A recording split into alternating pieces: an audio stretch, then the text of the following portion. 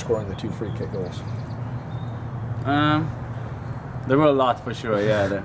Nothing crazy, just congratulations. I think many people were happy for me. I was happy by myself that to score both of them.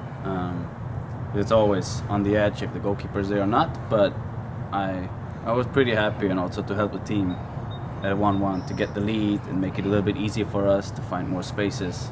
So yeah, overall a lot of congratulations from Germany, some players I played with, also some other coaches that were my coaches before. So yeah, very happy. Can you estimate how many you received? No, not really. A few hundred, I would say. A few hundred? Yeah, overall, and then social media helps. Right. And, little congratulations here and there. So yeah, a few hundred. Any big soccer names that people here would recognize? Not really. There's some from Bayer Leverkusen side, manager, the actual manager, and some other guys from my old clubs. So yeah. It's cool. Very cool, yeah, for sure. Were you stunned you didn't win Player of the Week? No. I was only on the field for a few minutes, so I scored 2 goals, which is nice. It's a great story, I think, overall, for that day, for the game that we win. I scored 2, Miguel scored 2, and he had an awesome game too. Right. So, yeah, happy overall, I think, for the whole team and the whole city as well. What'd you do with the guitar? I still have it at home. I have to find a place for it, because I think I will hang it on the wall. It's a great idea, I think, what they have with the guitars, and they also put some effort on it. They design it by themselves, so it looks nice. My daughters like this. You're like, whoa, what's that? It's a guitar, so I have to sign them up for guitar lessons now. Yeah, but yeah, it's a good story, and you just have to find a place for it. Do you play? No. Maybe I have to go to Nashville and find some guys there, but there you go. No, I stay here for now. How is that, just talk about the process of being a reserve and physically preparing? You mentioned you scored that first kick 4 minutes into coming into the contest. What do you do at halftime and just during that second half to just prepare yourself to come immediately into a game and have an impact like that? Yeah, throughout the week you see what the starters do, and you try to get as much in as possible. And during the game, when you warm up, I like to do this one time where you have to catch your breath. So you do a few sprints on the side that you get to the point where you have to catch your breath for a second, and then to get your second win. So once you go in, you're ready to go and you can sprint, and you don't need a lot of time to recover.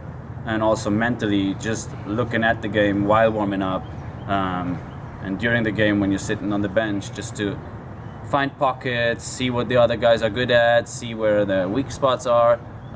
Like if there's a space behind the midfielders or on the side. So look what the positions I would come in for, do, and also what I think I could do when I come on. And how do you prepare for set pieces? Do you look at teams and see what their walls are? You kind of see what tendencies of the goalkeepers are? How do you prepare during the week for those set piece opportunities? I usually don't look at the goalkeepers or walls specific. I have my routine that I work through, and I talk to a bunch of goalkeepers throughout my year, and most of the goalies take 1.5 guys next to the post. So this is something what I look for, but it's not that I look specifically for, okay, is the goalkeeper always on the right side or on the left side? Does he prefer to be more in the middle of the goal? This is something where I look at right when the situation comes up. But it's not that I will. For penalties, I think it's worth it to look at the goalkeepers, what do they do. But for free kicks, it's more or less the same. So it's just depending on the situation then. Do you practice the free kicks before the game, during the training, during the warm-up session? Yes, I like to take 1 or 2 at the end of the warm-up, just to get a feeling for it. And it doesn't have to be perfect, just to hit the net. That gives me a good feeling. It's like before you go into a game, you always try to have a last good situation. And that's what, even though I just have it without a goalkeeper, without a wall, just on the spot, hit it on the goal, try to hit it into the net, even if it's not good enough, but just to get a feeling for it, that's what I do. And how close were those spots to where you actually scored from, the warm-up spots? The first one was kind of the same. Okay. Yeah, I always like to take this side, because that's where I practice most of the time from.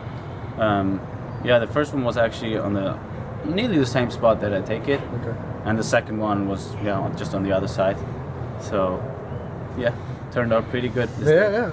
You and Miguel had a conversation before both free kicks. What was said between the two of you? Yeah, he just asked me if I told him, Miggy, I take this one, okay? And then he was like, yeah, Kevin, go ahead. And then he asked me if he should run over the ball or, tip it on so I can have a different situation. But I don't like that, to be honest. I like just focus on the ball because the ball is sitting right there and it's just me preparing for the shot. And if there's too much going on, for me, I just don't like it. But there's some situations like the one in NYCFC where for me it was a little bit too close. So we decided to tip it on for Jeff and he hit it, which was a really good shot, just a little bit unlucky that it got deflected and didn't get into the goal. So yeah, he just said, Kevin, yeah, go ahead, good luck.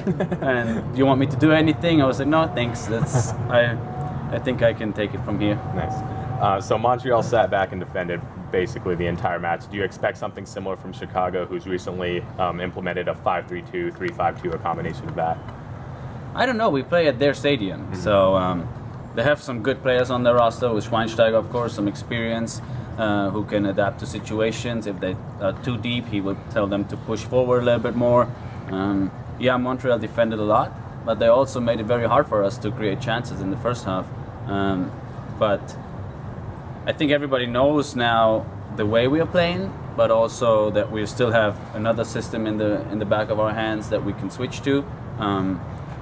But I think it's going to be a tough game because last year we played there and it was very hard.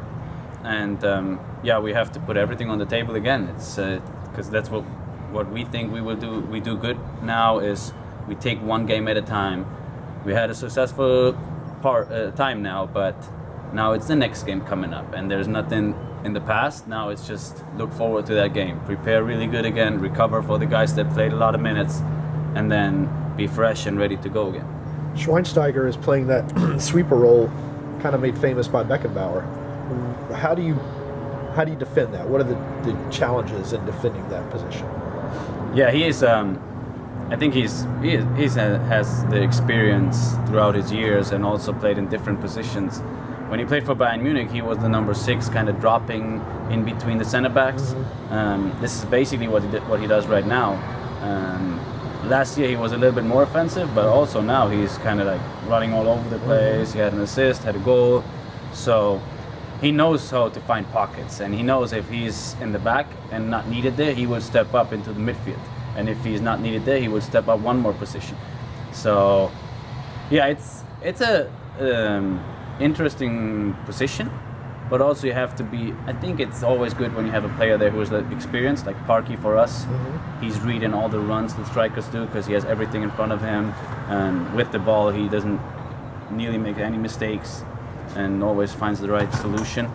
So yeah, I think it's a interesting position, and it's kind of growing in the last years, this 3-5-2 or 5 in the back, however you want to see it. So yeah, interesting, but hopefully it turns out good for us. And when you saw the free kick spot and realized it was the same spot from training that you just hit an hour before that, how confident were you that something good was about to happen? I was just telling myself all the time, just get it over the wall, because and from this situation, if you get it over the wall and it's fast enough, the goalkeeper will have a hard time to get to that corner. So I was talking to myself, okay, Kevin, that's your routine, do it this way, try to get it over the wall, and then we'll see if the goalkeeper is there or not. Right. And I was lucky to get it over there and came down quick enough, and it was fast enough so the goalie couldn't get there. And yeah, I think it helped all of us and helped me to be confident when the next free kick's coming up. All right.